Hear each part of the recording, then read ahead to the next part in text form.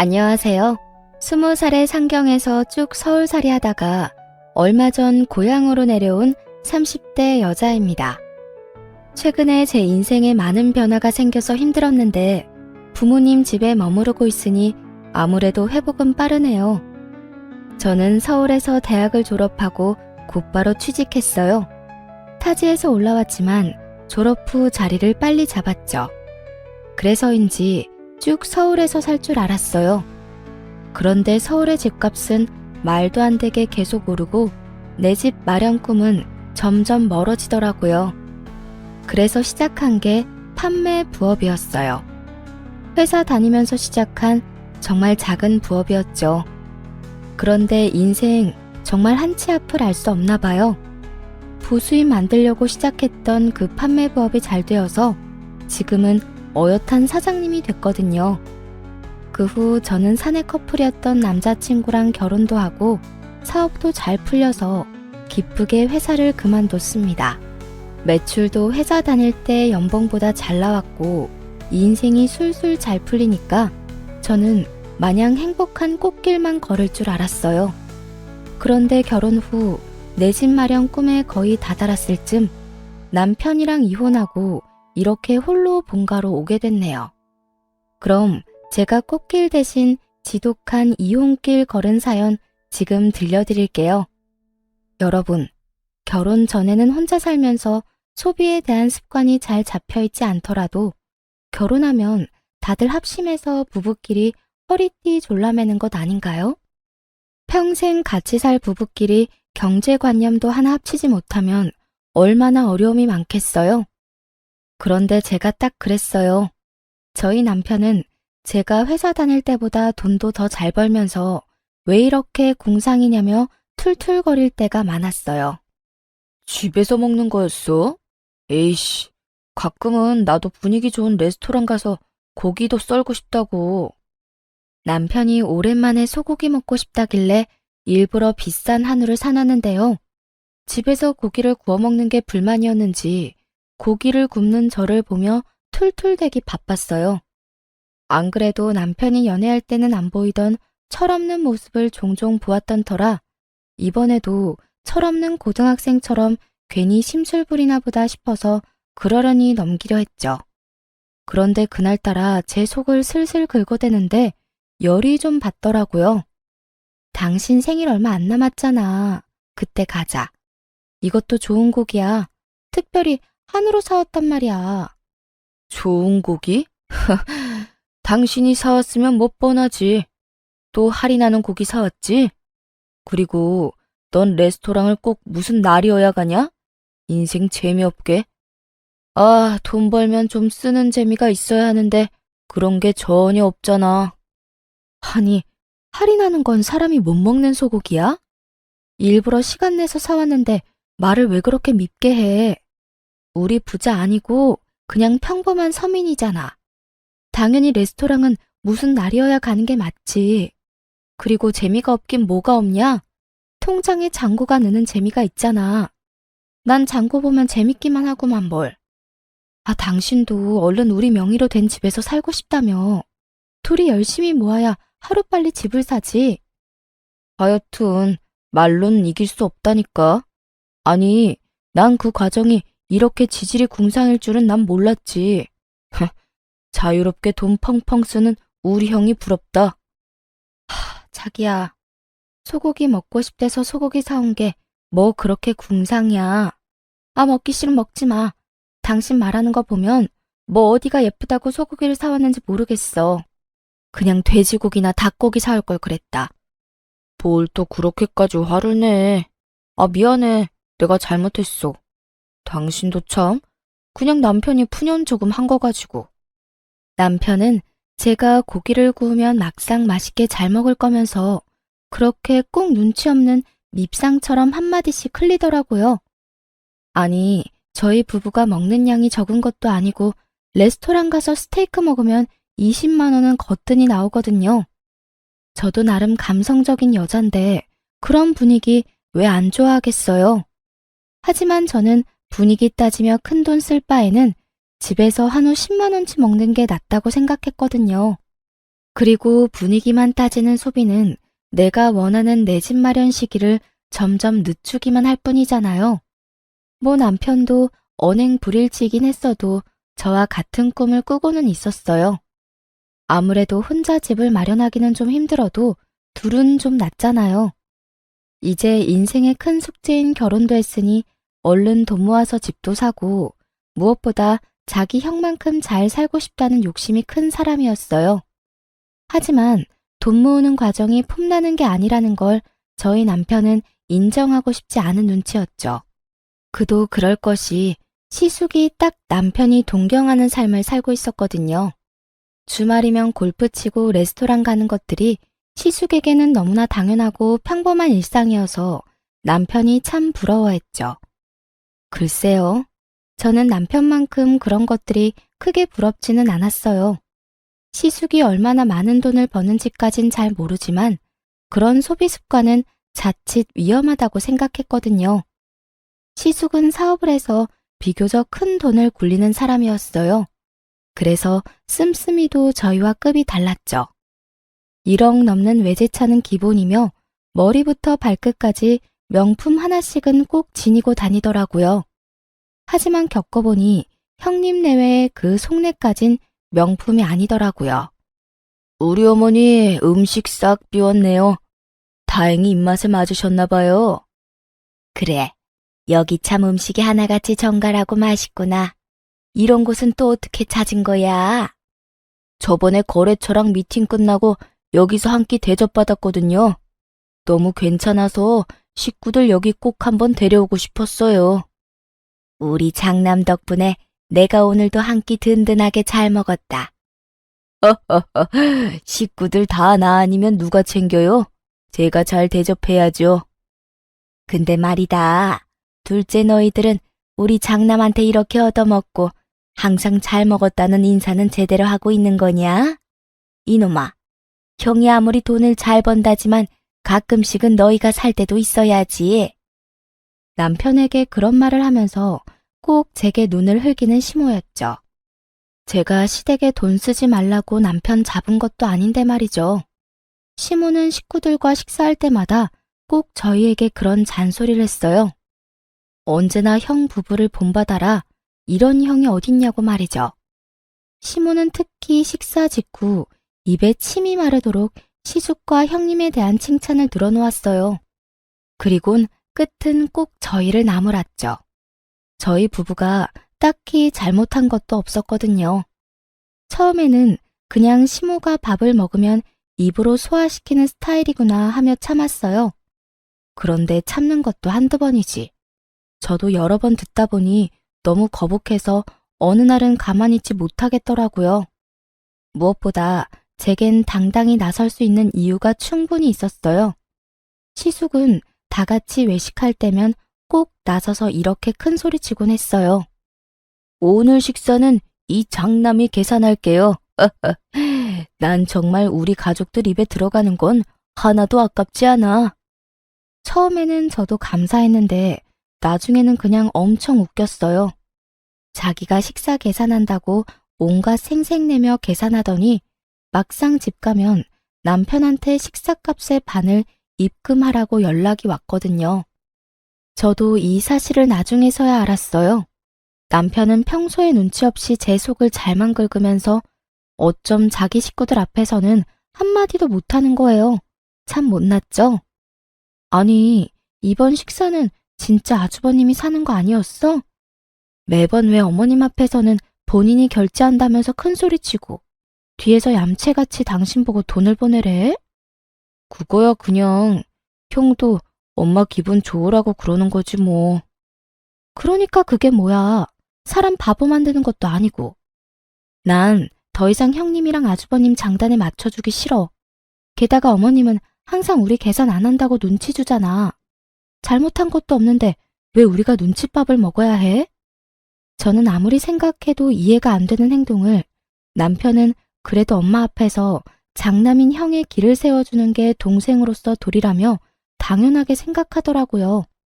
이게 다 효도라며 모지리 같은 말을 하는데 속에서 천불이 났어요.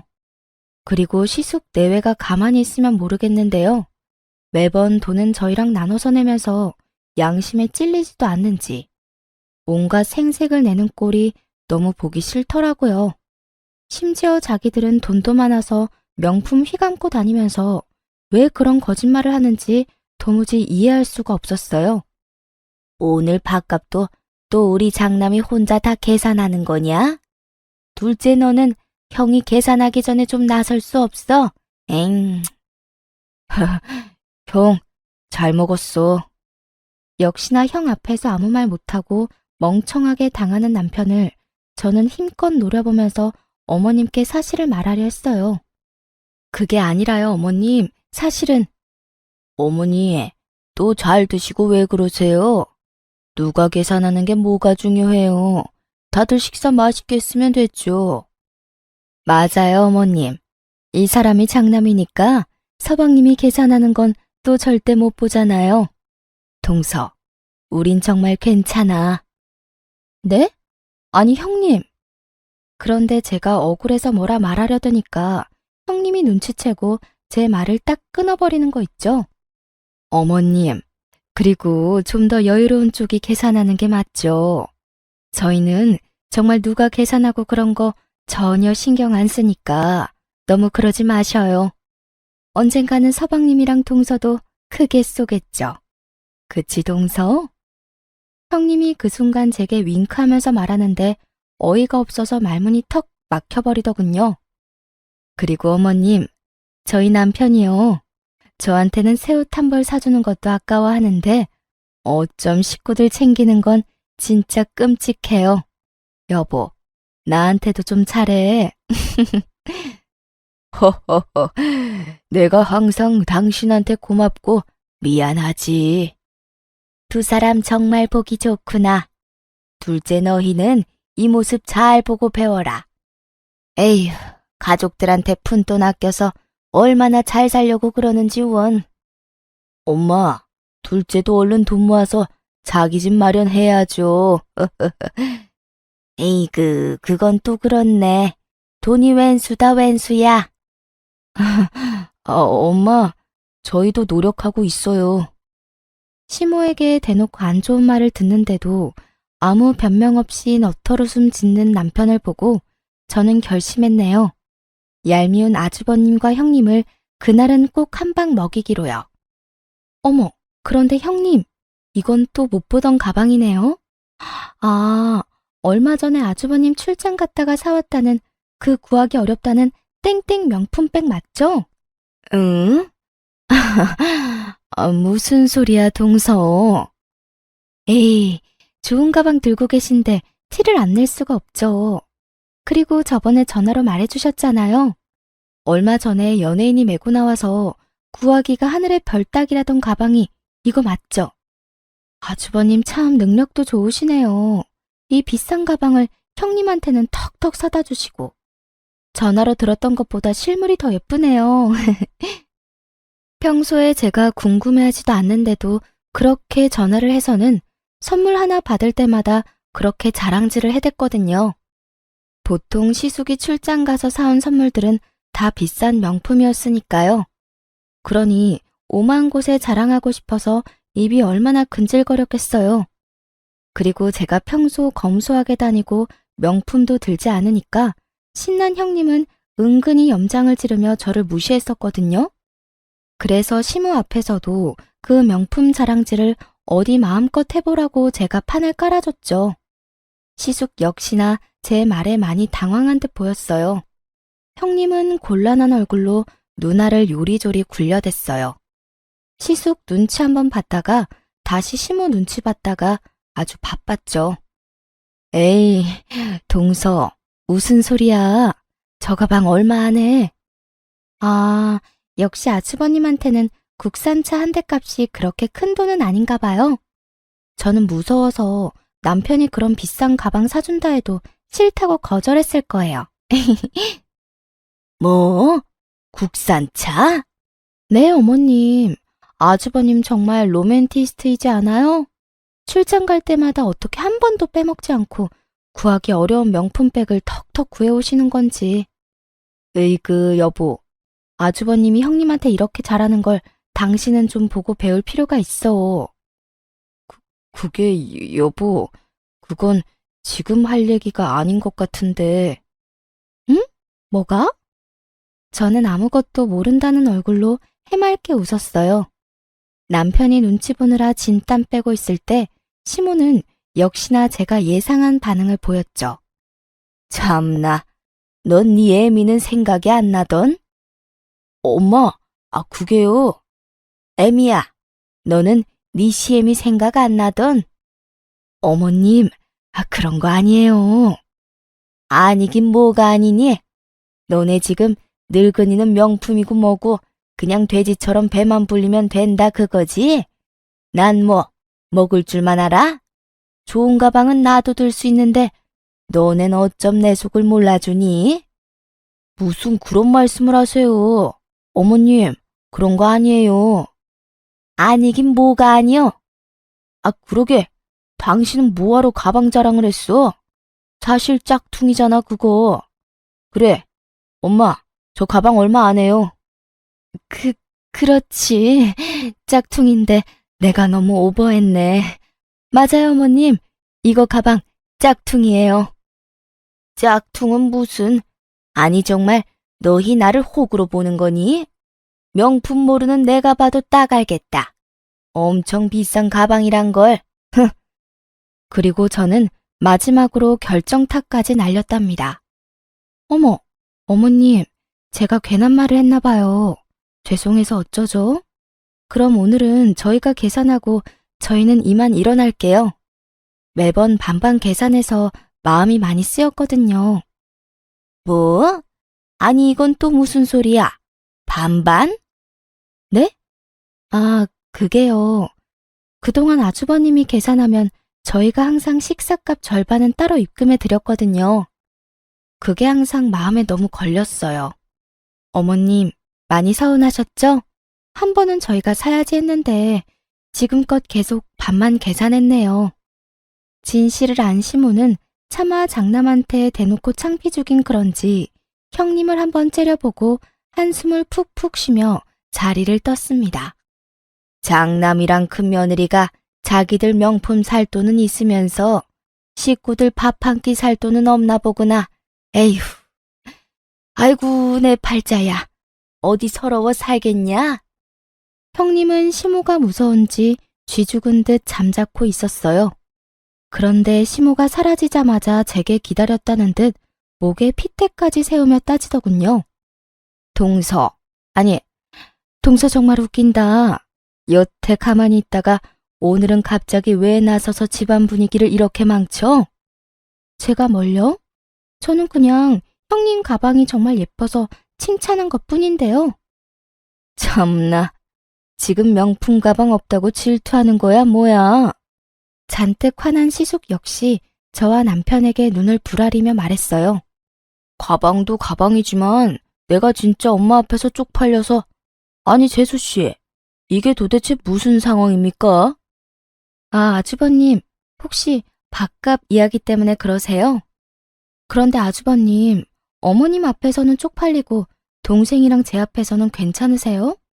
저라면 동생 앞에서 더 쪽팔릴 것 같은데.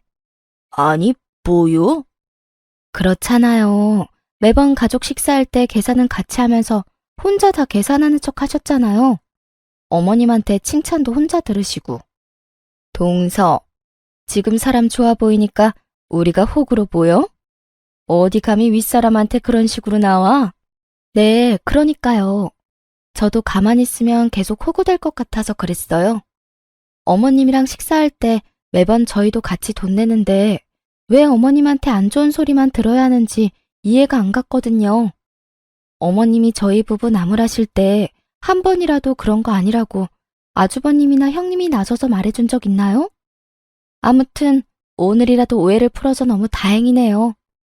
흥분해서 발음이 다 꼬이는 시숙과 형님과 달리 저는 똑부러지게 흥분하지 않고 조용히 사실만 전달했어요. 그러자 시숙과 형님은 아무런 말을 잊지 못하고 붉어진 얼굴로 부들부들 대더라고요. 아무리 생각해봐도 없죠? 어머님 옆에서 저희 나무라는 거 더 거두시느라 바빴으니까요. 그렇게 둘은 바삐 자리를 떴어요. 오늘따라 왜 이렇게 요란 법석이냐며 헛기침을 하면서 사라지더군요. 그때까지 바보 같은 남편은 제 눈치만 봤어요. 괜찮아? 자기 진짜 멋지다. 우리 형한테 한마디도 안 지고 할 말 다 하는 모습 대단해. 으유, 그게 남편이 할 말이야? 너만 믿고 결혼한 내가 바보 천치다. 아무리 가족 사이라도 분명히 할 건 해야지. 앞으로 말이야, 이런 일 또 생겼는데 가만히 호구처럼 앉아있기만 해봐. 아주 그땐 그냥은 안 넘어가. 알았지? 뭐 가만히 있으면 이혼이라도 하게? 장난 아니야. 진짜 내 말 새겨들어? 당신이 중심을 잘 잡아야지. 알겠습니다. 앞으로는 잘하겠습니다. 아내 말을 새겨 듣겠습니다. 충성! 저는 그 이후로 시숙이 생색내는 꼴 안 봐서 속이 엄청 시원했어요. 시모도 더 이상 저희에게 시숙 본받으라는 잔소리를 하지 않았죠. 무엇보다 형님의 명품 자랑하는 전화가 뚝 끊겨서 너무 좋았고요. 그런데 그 사건 이후 가끔씩 보이는 남편 반응이 너무 웃기더라고요. 제가 나설 때는 가만히 있더니 자기도 막상 생각할수록 분이 났나 봐요. 근데 우리 형 진짜 생각할수록 너무한 것 같아. 내가 그동안 동생이라서 참고 말은 안 했는데 나 엄청 섭섭했어. 그날 당신이 한 방 먹여주니까 내 속이 뻥 뚫리더라. 여보, 그때 형수 당황하는 얼굴 봤어? 정말 웃기더라. 그러니까 명품 자랑도 적당히 하시지. 누군 뭐 들 줄 몰라서 안 들어? 당신이 버는 돈이 얼만데. 그래도 그동안 형이라고 형 대접하겠다고 자존심 부리지 않은 남편을 착하다고 해야 할까요? 아님 멍청하다고 해야 할까요? 저는 그냥 그때까지는 남편이 그저 짠하다고 생각했어요. 하지만 남편 놈은 아직도 정신을 못 차리고 호구짓을 자처하더라고요. 결국 저와의 약속을 지키지 못하고 저한테 실망감만 안겨주더군요. 제가 너무 큰 욕심을 부려 그에게 많은 걸 바랬던 걸까요? 저희 부부는 결혼식을 올리고 전셋집에서 첫 살림을 꾸렸어요. 처음엔 그것도 얼마나 신이 났던죠. 하지만 저는 그럴수록 지출을 아껴야 된다고 생각했어요. 지금처럼 전세가 아닌 저희 소유의 자가를 가지기 위해서 말이에요. 나름 먹을 거 안 먹고 입을 거 최대한 아껴서 지출을 줄여나갔죠. 정확히 말씀드리자면 남편보다 제가 더 살뜰히 아끼긴 했어요. 남편에게는 먹고 싶은 거, 할인하는 거 찾아서라도 해줘도 저는 먹고 싶은 거 한 번 더 꾹 참았죠. 그리고 요즘 중고거래 시스템이 워낙 잘 되어 있잖아요. 저희 부부는 각자 수입에서 개인 용돈 빼고 모조리 저금했는데 저는 개인 용돈이 있다 할지라도 새 옷도 안 사 입고 중고거래로 새 옷 같은 헌옷만 사 입었어요. 참 궁상 맞다고 남들은 욕할 것 같지만 그렇다고 막 지저분하게 다니거나 늘어진 옷을 입고 다니지는 않았답니다. 요즘은 멀쩡한 새 옷도 저렴하게 팔더라고요. 누구는 굳이 미련하게 그렇게까지 왜 하냐 욕할지 몰라도 저는 빚없는 저의 보금자리를 위해서 지금 당장에 헌옷을 입어도 괜찮았어요. 얼른 돈 모아서 내 집 사고 싶은 마음뿐이었죠. 그런데 이 철없는 남편은 밥 먹고도 항상 입이 심심하다며 디저트나 간식을 배달시켜 같이 먹자며 떼를 쓰더라고요. 여보, 방금 밥 먹었는데 뒤돌아서니까 금방 또 배고프네. 아, 여보, 난 매운 게 왜 이렇게 땡기지? 우리 맛있게 매운 땡땡 떡볶이 시켜 먹을까? 연애 때였으면 저도 바로 떡볶이 제안에 넘어갔겠지만 이제 가정을 이뤘고 목표가 있는 저는 의지의 대한민국 아줌마였죠. 집 앞에 분식집 아직 안 닫았을걸? 분식집에서 포장해오면 5,000원이면 먹을 수 있는데 배달 떡볶이는 너무 비싸. 이것저것 시키면 배달비까지 거의 2만 원 넘잖아. 자기 먹고 싶으면 얼른 가서 사와. 난 안 먹어도 돼. 아, 싫어. 나가기 귀찮아. 그럼 떡볶이 말고 치킨은 어때? 오랜만에 치맥할까? 시원한 생맥주도 같이 시켜서 한잔하자. 당신 아까 밥 그렇게 먹고 밤중에 웬 치킨이야. 그렇게 출출하면 내가 치킨 너겟이라도 구워줄까? 냉장고 안에 캔맥주도 있어. 남편이 배달 음식으로 유혹할 때마다 저는 배달 어플 대신 냉장고랑 식량 창고를 열심히 뒤져서 남편에게 먹을 거리를 찾아줬어요. 뭐 남편은 당연히 제게 싫은 소리 했죠. 자기 개인 용돈으로 시킬 건데 왜 배달도 맘대로 못 시킨다며 엄청 짜증을 냈어요. 저는 그저 개인 용돈이라 할지라도 집에서 배달비로 허무하게 쓰지 않길 바라는 마음이었는데 말이죠. 당신 돈 아까워서 지금 그러지? 나 치킨이랑 생맥주 지금 당장 먹고 싶다고. 난 뭐 내 맘대로 배달도 못 시켜 먹어? 걱정 마. 다 내 용돈으로 시킬 거니까. 아니야. 난 그냥 집에서 배달시켜 먹는데 3만 원씩 쓰는 것보다는 나중에 나가서 그걸로 맛있는 거 사 먹으라고 그런 거지. 우리 좀 전에 밥도 배부르게 먹었잖아. 거짓말. 그냥 돈 아까워서 그런 거면서. 이뿐만 아니라 남편은 어느 날은 또 비싼 게임기를 사고 싶다. 차를 새 걸로 바꾸고 싶다. 참 여러 가지로 징징거리며 저를 괴롭혔어요. 하지만 저는 어떻게든 남편을 어르고 달래서 절약하는 데 성공했어요. 그러고 마침내 은행 대출 없이 오로지 우리 돈으로 집을 살 수 있는 날이 다가왔어요. 남편의 얼굴을 봤는데 정말 놀라서 한참을 벙쪄 있더라고요. 여보, 우리 진짜 집 생기는 거야? 은행 지분 잔뜩 있는 대출 낀 집 말고 진짜 우리 집이야? 정말 고생했다 우리. 아니, 당신 덕분에 여기까지 온 거지. 그동안 내가 너무 철없게 굴었지? 미안해. 그 순간 그동안 제가 소갈이 했던 부분이 싹 해소됐어요. 그때만큼은 남편이 제게 정말 미안해하는 눈치였거든요. 남편의 말들을 듣는데 괜히 눈물이 나고 그동안 철없는 남편이 저지른 미운 짓도 다 잊을 정도로 행복했어요. 비록 저희가 모은 돈이 서울에서 집 사기엔 턱도 없었지만 이 세상 어딘가에 저희 집이 생긴다는 사실만으로 기뻤어요. 저와 남편은 돈을 모아서 제 고향인 지방으로 내려가기로 결혼 전 약속했었거든요. 거기가 아파트 가격도 예상과 맞았고 아이 키우며 살기 딱 적당했어요. 그리고 제 사업이 커진 만큼 일손도 늘어났었기에 남편은 회사는 그만두고 제 일을 본격적으로 돕기로 했어요. 다행히 둘 다 월급쟁이가 아니라서 지방으로 가는 게 가능했죠. 요즘 취업난이다 뭐다 일자리 구하기가 너무 어렵잖아요. 둘 다 걱정 없이 밥 벌어먹고 살 수 있음에 저는 너무 감사했어요. 그런데 저희 남편은 주어진 현실에 전혀 감사해하지 않고 당연하다는 듯 아주 뻔뻔하게 더 큰 걸 제게 바라더군요. 저는 30대이지만 제 남동생은 현재 고등학생이에요. 나이 차이가 많이 나는 늦둥이라 거의 제가 키우다시피 했죠. 아무래도 애틋하다 보니 동생이 부모님한테 받는 용돈이 있어도 제가 또 따로 한 달에 20만 원을 용돈으로 챙겨줬어요. 그런데 그걸 우연히 알게 된 남편이 불같이 화를 내더군요. 사실 제가 결혼 전부터 동생 용돈을 챙겨왔던 거라 부부가 된 후 미리 언지를 못 줘서 서운할 수 있겠다 싶었어요. 하지만 과하게 화를 내는 남편 때문에 또 마음이 확 상하더군요. 나는 게임하는 거 고작 몇만 원도 못 쓰게 하더니 자기 동생한테는 20만 원? 장난해? 당신은 동생만 중요하지? 아니, 고작 몇만 원 아니고 게임으로 결제한 거 몇십이었잖아.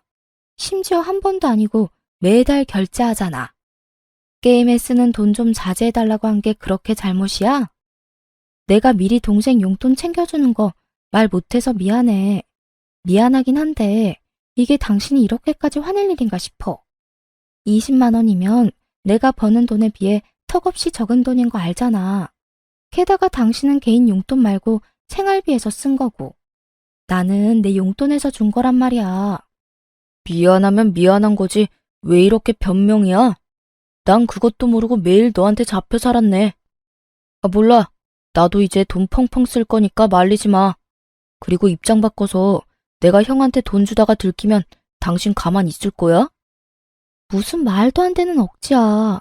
아주버님은 돈 많은 어른이고 내 동생은 아직 미성년자야. 용돈 필요할 나이 지나면 나도 안 줄 거라고. 그리고 내가 그랬던 건 전부 나 위해서 그랬던 것만은 아니잖아. 당신도 우리 집 이렇게 빨리 구매하게 됐다고 분명 기뻐했었잖아. 우리 둘을 위한 거였는데 항상 왜 나만 나쁜 사람 만들어 왜? 와, 이젠 자기가 잘못해놓고 큰 소리네. 종종 남편은 개인 용돈을 다 썼다며 함부로 저축 통장에 손을 댔다가 제가 엄청 화를 냈었거든요. 함께 모으는 통장이고 둘이 살 집을 사기 위해 모으는 돈인데 저 몰래 게임 아이템 결제하고 배달 음식 먹다가 여러 번 들켰어요. 저는 그거 못하게 한 것뿐이었는데 남편은 제 동생 용돈을 빌미로 잡아서 아주 큰 소리 뻥뻥 치더라고요. 속으로 참 막막했어요. 아직 자식을 기른 적은 없다만 못난 아들 하나 데리고 있는 심정이랄까요? 한참 어린 제 동생보다 더 철없어 보였으니 이런 남자인 줄 알았다면 결혼까진 안 했을 텐데 속으로 이런 생각을 수십 번도 넘게 했네요. 하지만 이미 결혼식도 치렀고 이런 게 이혼 사유가 된다고 생각하진 않았어요. 철없는 남편일지라도 사랑해서 결혼한 건 사실이잖아요. 애써 남편의 좋은 점을 떠올리며 긍정적으로 생각하고 넘겼어요. 그런데 이런 제 노력에도 불구하고 넘길 수 없는 큰 고비가 찾아오더군요. 남편과 말다툼하고 며칠 뒤였어요. 서로의 답답함에 대화도 제대로 안 했었거든요. 그래서 서로 서먹한 상태 그대로 시모 생일을 맞이했어요. 어쨌거나 남편은 제가 동생한테 용돈 20만 원 주는 게 서운하다 했으니 이번엔 제가 먼저 시모 생일을 제대로 챙겨주면 남편도 화가 풀릴 거라 생각했어요. 어머님, 생신 정말 축하드려요. 고맙다. 제가 아직까지는 어머님 취향을 잘 몰라서 용돈 준비했어요. 다음에는 어머님 취향 잘 공부해서 센스 있게 선물로 드릴게요. 그때 제가 시모의 생일 용돈을 준비했다고 하니까 남편은 제게 소리 없이 입모양으로 얼마냐고 묻더군요. 저도 마찬가지로 입모양으로 100이라고 말하자 남편은 뭔가 마음에 안 든다는 듯 아리송한 표정을 지었어요. 식사 끝나고 저랑 같이 백화점 가요, 어머님. 제가 가서 마음에 드는 가방 하나 사드릴게요. 용돈도 모자라서 가방? 어머, 둘째가 무슨 일이냐? 무슨 좋은 일이라도 생겼어? 요즘 사업 잘 풀리나 봐. 그래, 일이 안 되기만 하면 재미없지. 그래, 아무쪼록 잘 풀려서 다행이다. 네? 저 사업은 잘 안 된 적은 한 번도 없었는데. 이상하게도 제 사업은 언제나 잘 풀리고 있었는데 항상 시댁 사람들은 은근히 걱정하는 말투로 저를 무시하더라고요. 솔직히 제가 시댁에서 특별히 돈 아낀 적도 없었거든요. 남편이 뒤에서 뭐라 말이라도 전한 건지 알 수 없었죠. 아님 제가 형님처럼 명품을 빼입지 않아서 무시당한 거였을까요? 아무튼 가방 이야기에 시모가 밝게 웃자 남편도 그제서야 만족한다는 얼굴이었어요. 그런데 제게 그럴 필요 없다며 시숙이 짠 하고 명품 가방을 꺼내드는 거예요. 가방은 이미 큰아들이 준비했지요. 엄마, 생신 축하드려요. 그동안 아버지 없이 저희 키우느라 고생 많으셨어요. 애구머니나, 언제 이런 걸 준비했냐? 이러지 않아도 되는데. 어머, 어머님, 얼른 받아주세요. 동서, 그런 건 우리가 할게. 동서 사업한다 해도 뭐 얼마나 남는다고 그래? 네? 아니, 주머니 사정은 우리가 더 넉넉하잖아. 어머님, 생신 정말로 축하드려요. 어머님한테 딱 어울리는 명품 찾느라 저희 얼마나 뛰어다녔는지 몰라요. 형님은 아니나 다를까 그날도 제게 재수없게 꼽을 주더라고요. 시어머니 옆에 딱 붙어선 명품 중에 명품을 사왔다고 온갖 생색을 냈어요. 시숙은 그 옆에서 무게를 한껏 잡고 서 있는데 참 어울리는 한 쌍이다 싶었네요. 돈 주고도 못 구하는 귀한 품번의 가방이라며 형님이 요란을 떨어댔지만 가방을 받고 좋아하는 시모를 보니까 기분이 크게 나쁘진 않았어요. 평소 용돈을 좋아하셔서 고민 없이 현금부터 준비했는데 차라리 묻지 않고 깜짝 선물을 사드릴 걸 그랬나 살짝 후회도 됐어요. 그런데 시모가 신나서 드는 명품 가방을 자세히 보니 어딘가 이상해 보였어요. 명품 안 쓰는 제가 봐도 A급도 안 되는 짝퉁으로 보였거든요. 보증서도 안 보이고 쇼핑백도 새 것처럼 안 보이더군요. 나이 든 시어머니가 눈도 어둡고 평소에 명품 쓴 적도 받아본 적도 없으니 제대로 알 리가 있나요? 저렇게 펄쩍 뛰며 좋아하시는데 차마 나서서 사실을 밝힐 수도 없고 괜히 형님만 조용히 노려봤네요. 차라리 제가 용돈 드리지 말고 그 돈까지 보태서 짝퉁 말고 더 좋은 가방이나 지갑 사드릴 걸 그랬나 후회가 되더라고요.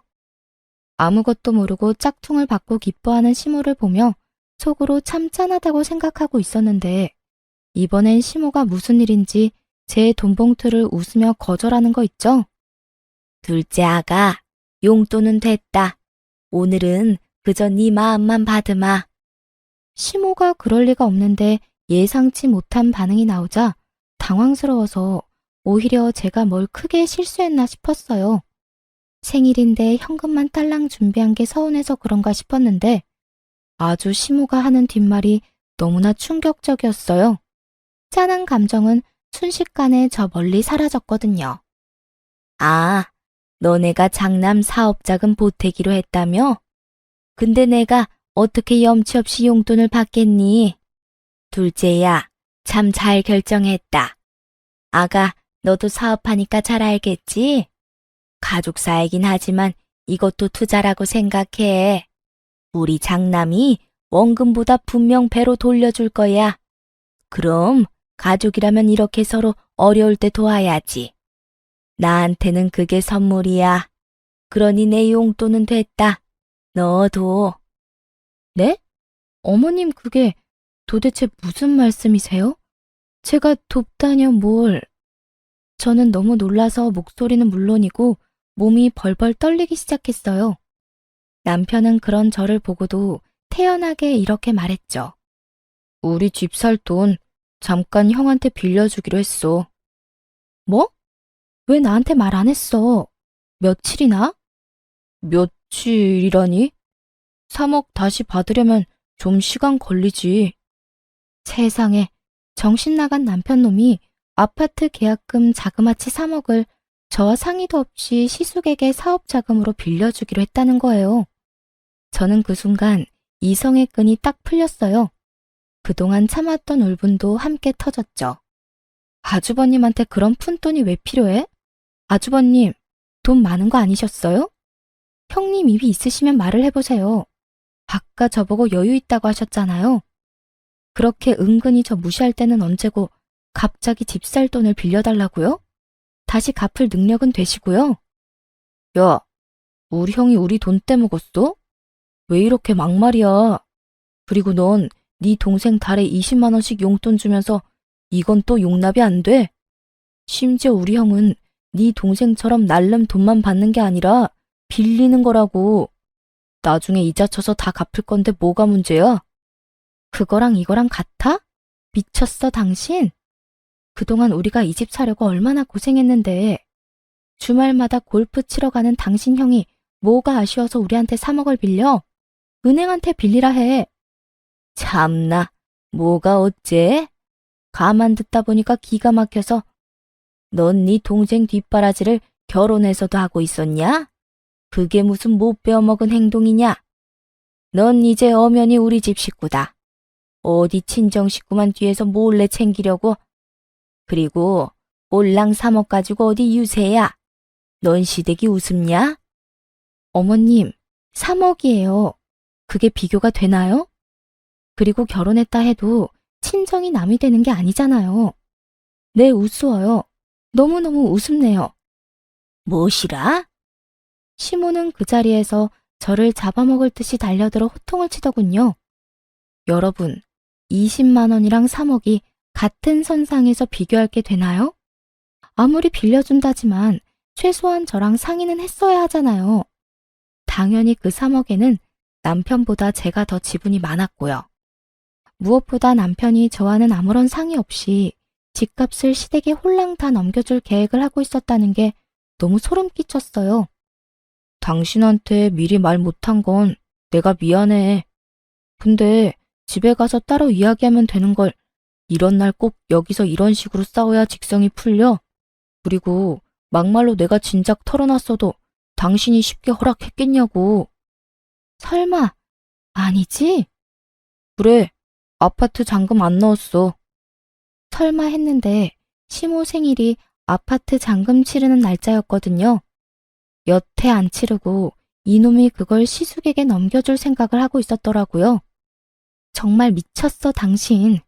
그동안 미운 짓 해도 나쁜 짓은 안 해서 참았어.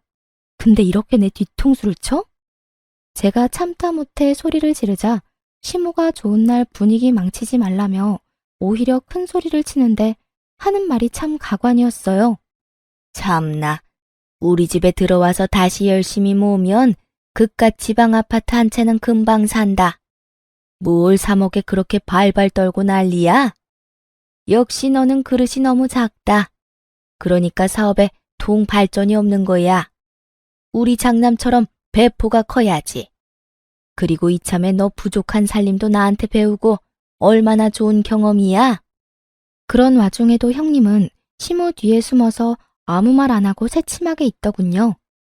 시숙도 헛기침을 하며 사과나 부탁의 말 없이 통보하듯 금방 쓰고 돌려주겠다 말했어요. 상식이 안 통하는 시댁 식구들과 정말 답이 없는 남편을 보니 저는 이쯤에서 결혼 생활 마무리해야겠다 싶었어요. 그동안 사치 부리고 돈도 물쓰듯 함부로 쓰는 걸 두 눈으로 다 봤는데 제가 뭘 믿고 피 같은 돈을 맡기겠어요? 그리고 제가 왜 멀쩡한 제 집 두고 시댁에 들어가 시집살이를 해야 되는지. 더 이상 볼 것도 없던 저는 그 자리에서 일어나 곧장 남편 싸대기를 날리며 선언했네요. 이혼해. 징글징글하다 아주. 너도 너네 식구들도 하나같이 다 꼴도 보기 싫어. 아무짝에도 쓸모없는 당신 아들 더 이상 필요 없으니 반품합니다. 얼른 데리고 가세요, 얼른. 불량도 이런 불량이 없지. 그 와중에 시모는 자기 아들 뺨 맞은 것만 눈에 보이는지 아주 개거품을 물더라고요. 네가 감히 어디 손찌검이야? 그리고 뭐 불량? 너 말 다 했냐? 네, 불량은 물론이고 절대 못 고쳤어요. 저 그동안 이 철없는 자식 데리고 사느라 너무 힘들었거든요. 뺨 한 대 정도는 양반 아닌가요? 더 날리고 싶은 거 겨우 참은 거예요. 그러니까 이제 어머님이 이놈 다시 데려가서 마저 키우세요. 툭하면 애처럼 구는데 아직 덜 자란 것 같거든요. 아님 원래 저런 정신 수준일지도 모르겠네요. 그리고 꼴랑 3억, 그깟 3억 정 보태고 싶으면 어머님 집 팔아서 보태주시면 되겠네요. 저는 여기 그 누구한테도 제 돈 한 푼 줄 생각 없어요. 여보, 너 진짜 왜 그래? 정신 차려. 너무 흥분했어. 그만해. 진정하고 집 가서 이야기해. 너야말로 정신 못 차렸니? 아직도 상황 파악이 안 돼? 네 형한테 투자하고 싶으면 이혼하고 네 돈으로 해, 이 자식아. 남편은 지금껏 뭘 믿고 그렇게 나댔던 건지 저의 단호한 이혼 선언에 동공이 마구 흔들리며 깨갱하더군요. 내가 잘못했어. 우리 일단 집 가서 둘이 이야기해, 응? 남편은 이런 반응은 예상을 못했던 건지 갑자기 잘못했다고 싹싹 빌기까지 하더라고요.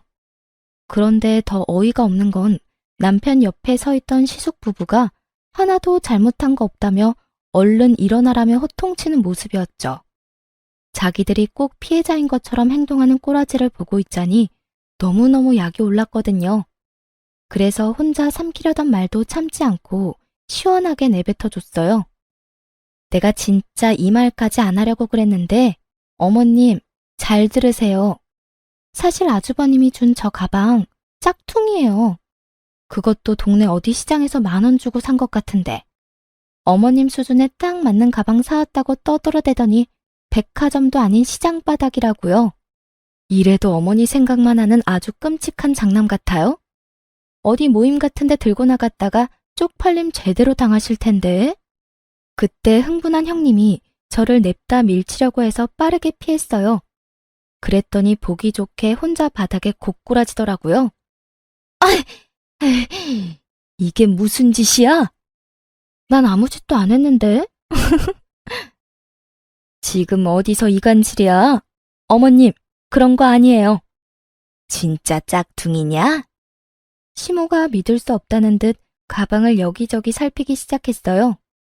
네, 그 가방 들고 매장에 가보세요. 진품인지 아닌지 알 수 있겠네요. 덤으로 쪽팔림도 없고요. 아니, 보증서 같은 것도 없고 허접한 봉투에 담아주는 게 무슨 명품이래? 아주버님도 참 형님한테는 구하기 어려운 명품도 잘만 턱턱 구해주더니 평생 키워준 엄마한테는 A급도 아닌 하급 짝퉁을? 아유, 어머님은 찬밥 안 먹어도 배부르시겠어요. 못난 아들이 하나도 아니고 둘이나 있잖아요. 시모는 어쩐지 이상하더라는 말을 하며 냉큼 형님 머리채를 낚아채더군요. 그런 수모를 겪고도 차마 자기 아들 머리채는 못 잡겠고 분은 풀어야 하니까 선택한 게 며느리 머리채였던 거죠. 게다가 시모한테 구하기 어려운 비싼 가방이라고 어찌나 열심히 바람잡이를 했는지 어찌 보면 형님한테 더 열받았을 수도 있고요. 너 이년아, 넌 다 알고 있었지? 이게 감히 시어머니를 농락해? 지는 좋은 가방 쓰면서 나한테는 어디 짝퉁을 내밀어? 어머님, 이것 좀 놓으세요. 아니, 제가 사왔어요? 장남이 사온 거잖아요. 왜 저한테 그러세요? 근데도 이게 정신 못 차리고? 시모는 형님의 머리채를 잡고 마구 흔들다가 분이 안 풀리는지 짝퉁 가방을 사정없이 형님에게 휘두르더라고요. 가방끈이 힘없이 툭 떨어지는 거 보고 하마터면 웃음 터질 뻔했어요. 툭 끊어지는 가방끈 보고 시모도 열받아서 더 난리를 쳤어요. 시숙은 저희 남편에게 안 사람 간수를 젖따위로 하냐며 동생 멱살을 잡고 흔들더라고요. 참 우애 좋은 형제들이다 싶었네요. 남편도 그제서야 자기도 호구 잡힌 걸 깨달았는지 자기 형에게 뒤늦은 반항을 하기 시작했어요. 이거 안 놔? 가만히 잘 살고 있는 우리 부부 개싸움하게 만든 게 누군데? 형은 사업한다는 사람이 한심하게 돈 빌릴 구석이 그렇게 없어? 아니, 동생 집 사는 거 막는 걸로도 모자라서 이혼까지 시키고 싶냐고. 군대 이놈이? 정말 개판이 따로 없었습니다. 저는 그 틈에 바로 은행 어플을 켜서 제 몫의 돈을 미리 빼놨어요. 당장 이혼은 선언했지만 정신 나간 남편이 언제 그 돈에 손댈지 모르니까요. 남편 몫 계산하고 빼니까 제 몫은 2억 조금 안 됐죠. 그리고 시모에게 주려고 준비했던 용돈 100만 원도 다시 잘 챙겼고요. 그 난리통을 겪었는데 며칠 뒤 시댁 인간들은 뻔뻔하게 저희 집으로 찾아왔어요. 물론 대단한 자존심을 가진 시숙만 빼고요. 자기야, 아무래도 이혼은 너무 성급한 결정이야. 우리 이혼은 좀 더 생각해보자, 응? 막말로 우리 형이 잘못한 거지 내가 잘못한 건 아니잖아. 나 한 번만 봐주라. 아직도 뭐가 잘못된 건지 모르겠어? 너 나한테 사기치려다 딱 걸린 거잖아. 사기라니, 부부끼리 정말 왜 그래? 아가, 우리 아들 너 말대로 많이 부족하다. 내가 애 기죽을까봐 차마 인정을 못했어. 네가 그동안 돈 모으느라 고생한 거 우리가 왜 모르겠니? 이번 한 번만 네가 참고 넘어가주면 말이다. 내가 너 해달라는 거 다 해주마. 우리 장남 사업이 지금 좀 위태로워. 해달라는 거 다 해주신다고요? 그럼 어머님 집 명의 제 앞으로 해주세요. 어머님 집에서 제가 살 테니까 어머님은 형님네 가서 살면 되겠네요. 그건 아무래도 좀... 그건 또 싫으세요? 그리고 사업이 엄청 위태롭다면서 정작 당사자는 어딜 갔는지 안 보이네요? 그게 그이가 여기저기 돈 빌리러 다니느라 바빠서 말이야. 동서, 내가 그동안 잘해주지 못해서 미안해. 이참에 우리 자매처럼 친하게 지내자, 응? 남편, 시모, 형님 셋이 제 앞에 무릎 꿇고 싹싹 비는데 저는 그 모습들도 그저 가증스럽기 짝이 없더라고요. 결국 제 돈이 필요해서 미안한 척 연기하는 거니까요. 제게 돈 아끼고 궁상이라고 눈치 줄 때는 언제고요. 사정 들어보니 도와준다는 사람들이 갑자기 다 등을 돌려서 가족들이 도와주지 않으면 아예 망하기 직전이었어요. 그러게 얼마나 주변에 못했으면요. 하긴 친동생한테도 그러는데 알만하네요. 근데 아주버님 끝까지 자존심 부려서 직접 아는 거 맞죠? 아니 돈이 필요하면 직접 와서 부탁해야죠. 아깝다. 난 빌려주고 싶었는데 한 명 무릎이 부족해서 안 되겠네요. 제가 그렇게 도발하자 형님은 제 예상대로 본 모습을 보이더군요. 야, 너 말이야. 주제를 알고 까불어. 말이 너무 심하잖아. 지금 잠시 우리가 위태롭지. 잘 풀려봐. 어디 너 따위가? 무릎 꿇으러 온 와중에도 머리부터 발끝까지 명품 치장하고 온 형님 보고 진절머리 났거든요. 그래서 속 시원하게 이렇게 말했죠. 어쩌죠? 난 내 주제 잘 알아요. 어디 저 따위가 그 대단한 사업을 돕겠어요? 평범한 서민은 절대 못 돕죠. 주제를 알아야 할 건 당신들이에요. 나 이제 집안 사람 아니니까 더 이상 이렇게 찾아오지 마시라고요. 그리고 심한 건 내가 아니라 그쪽이죠. 남편 망할 위기에 온갖 명품 휘두르고 뭐해요? 나한테 구걸하기 전에 당신 집에 있는 그 명품들이나 가져다 팔아요. 뭐라고? 어디 자존심 부려? 지금 네가 큰 소리 칠 때야? 어머님, 네가 사치만 안 했더라도 장남이 현금이 모자랐겠어? 어머님, 저만 그 돈 썼겠어요? 장남이 유흥하느라 다 썼네요. 애초에 돈을 빌려줄 생각은 없었지만 저를 두고 실랑이를 벌이는 꼴을 보니 어이가 없었어요. 형님은 더럽고 치사해서 빌릴 생각 없어졌다며 곧 사라졌고 그 뒤로 시모랑 남편이 제 바지가랑이 붙잡고 제발 도와달라는데 전 그냥 개무시하고 내쫓았어요. 그 뒤로 저는 신속하게 그 집에서 탈출했죠. 금전적인 거래가 오가지 않은 시점이라 물증만 있어서 소송은 안 하고 그냥 남편과 빠르게 협의 이혼했어요. 금전적인 거래가 있지 않아서 오히려 다행이었죠. 저는 전 남편이 감옥에 가는 것보다 제 피 같은 돈 못 돌려받는 게 더 무서웠으니까요. 시댁 근황은 굳이 알고 싶지 않았는데 소문이 들려오더군요. 전 시숙은 결국 사업 다 말아먹고 이혼 소송 중이라 들었어요. 형님이랑 시숙 그 나물의 그 밥이라고 잘 살지 왜 이혼하나 싶었죠. 한때 형님이었던 그 여자는 어이없게도 남편이 어려워지니까 아주 바로 이혼하자 하고 서류부터 들고 왔다네요. 그 모습에 시숙도 눈이 돌아서 절대 그냥 이혼 못 해준다고 했대요. 자기 와이프가 그동안 사치 부린 걸로 유책 삼아서 소송 걸었다고 하더라고요. 그 모자라고 못된 여자가 그 와중에 자기가 모았던 명품은 온전히 자기 거라며 울며 불며 소유권까지 주장했다고 하고요. 당연히 소유권은 전 시숙에게 돌아갔지만요. 제 전 남편이 이미 형 대신에 헐값에 팔아버린 명품 가방과 옷, 구두 때문에 그 여자 아주 피눈물 흘렸다고 하네요. 명품 그게 뭐라고 그 난리인지 저는 지금도 이해가 안 가요. 시모랑 전 남편은 뭐 자기 가족 말만 믿고 전 재산을 그 사업에 다 털어넣었다네요. 망할 사업에 왜 자기 가족들까지 다 끌어들인지는 모르겠지만 결국 쫄딱 망해서 그 셋은 방 한 칸짜리 집에서 같이 살고 있다 합니다. 형 취급, 장남 취급은 물론이고 인간 취급까지 못 받으며 돌려막지 못한 투자금 갚기가 힘들어 일용직을 전전하고 있는 것 같더라고요. 저번엔 전 시숙이 술을 진탕 마셨는지 어이없는 문자를 보내놨더라고요.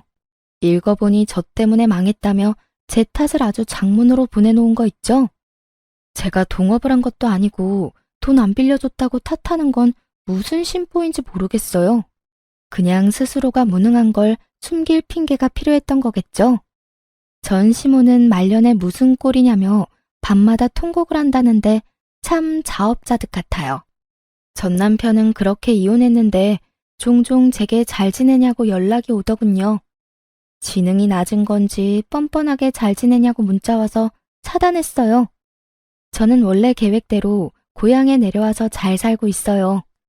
물론 이제 함께할 남편도 없고 집은 못 샀지만 부모님 집에서 가족들과 다 같이 살고 있어요. 부모님한테 적은 돈이지만 용돈 드리면서 계속 집을 사기 위해 저축 중이에요. 솔직히 저도 사람인지라 가끔은 돈 아낀다고 허덕이는 제가 싫을 때도 당연히 있었어요.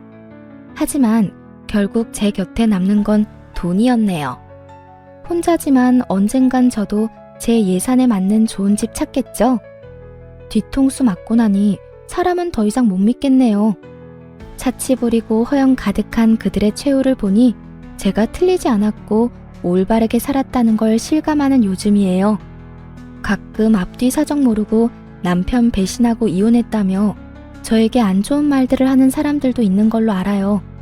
그들에게 이 모든 사정을 하나씩 밝힐 수도 없고 답답했는데 앞으로 제 이야기 뒤에 사는 사람들에게 이 사연을 대신 보내주려고요. 여러분, 혹시 제가 그런 시댁에 호구 잡혀서 돈 빌려주는 게 맞았다고 생각하세요? 부디 저의 탈출을 함께 축하해 주시리라 믿어요. 그럼 지금까지 제 긴 사연을 함께 들어주셔서 감사합니다.